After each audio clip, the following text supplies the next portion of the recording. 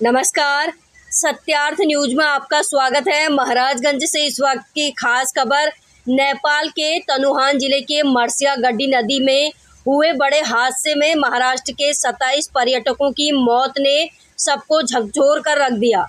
इस हादसे में दोनों देशों में दुख और गम छाया हुआ है। महाराष्ट्र के 51 पर्यटक नेपाल से घर वापसी के लिए सड़क मार्ग से 4:45 पर इंडो नेपाल के सोनौली बॉर्डर से नौतनवा तहसील परिसर पहुंचे। जिलाधिकारी अनुनय झा के निर्देश पर पर्यटकों के लिए नाश्ता और भोजन के अलावा अन्य जरूरी व्यवस्था तहसील परिसर में किया गया था।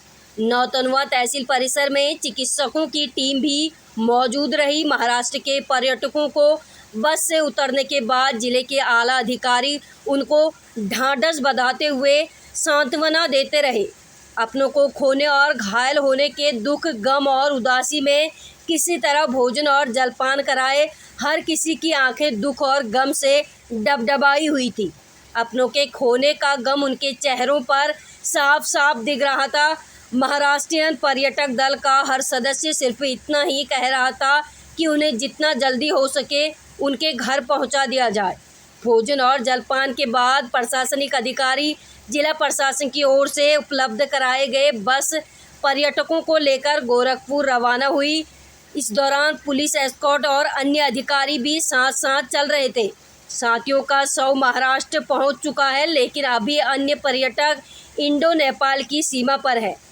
नेपाल में शुक्रवार 23 अगस्त को गोरखपुर की केसरवानी ट्रेवल्स की बस तनुहान जिले में सड़क से फिसलकर मर्सिया गड्डी नदी में गिर गई थी, जिसमें महाराष्ट्र के 25 तीर्थयात्रियों की मौत हो गई थी। इसके अलावा बस चालक गोरखपुर निवासी मृत्युजा और परिचालक कुशीनगर निवासी रामजीत की भी हादसे में मौत हो गई थी।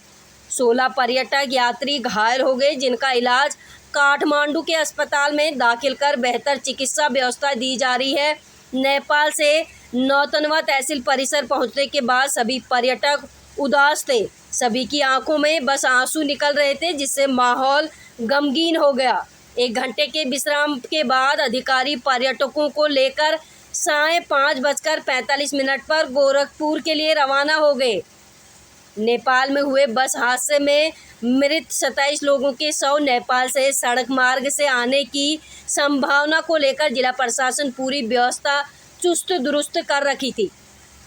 नौतनवा सामुदायिक स्वास्थ्य केंद्र पर महाराजगंज और पड़ोसी जिलों से जिला प्रशासन ने 27 एम्बुलेंस मंगाकर खड़ी कर ली थी। वहीं घायलों के इलाज के लिए अस्पताल में एसीएमओ और डॉक्टर वीरेंद्र आर्य के नेतृत्व में सहयोगी चिकित्सकों का एक दल मौजूद रहा।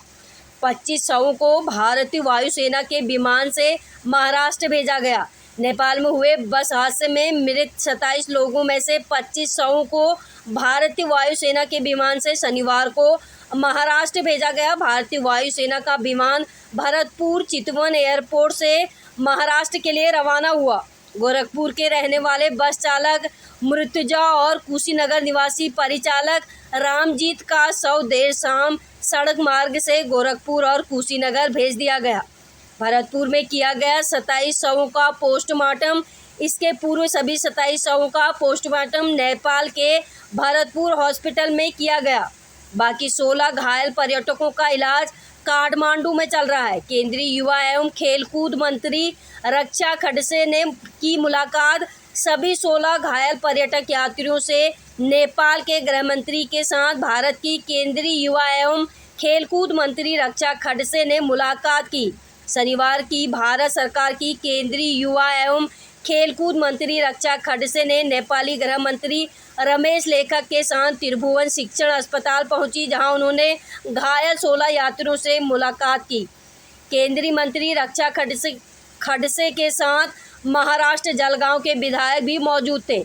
केंद्रीय युवा एवं खेलकूद मंत्री रक्षा खडसे ने नेपाली गृह मंत्री रमेश लेखक से वार्ता के क्रम में त्वरित राहत एवं बचाव कार्य किए जाने को लेकर नेपाली सेना और पुलिस को हृदय से धन्यवाद दिया।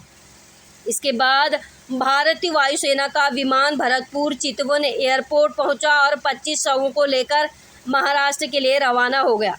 जिलाधिकारी ने अफसरों को नेपाल भेजा। केंद्र और राज्य सरकार के दिशा निर्देश मिलते ही जिलाधिकारी अनुनय झा ने एसडीएम नौतनवा नंद प्रकाश मौर्य, पुलिस क्षेत्राधिकारी जयप्रकाश त्रिपाठी नौतनवा, तहसीलदार पंकज शाही, सोनौली कोतवाली थाना प्रभारी अंकित सिंह को तत्काल घटना स्थल पर भेजा।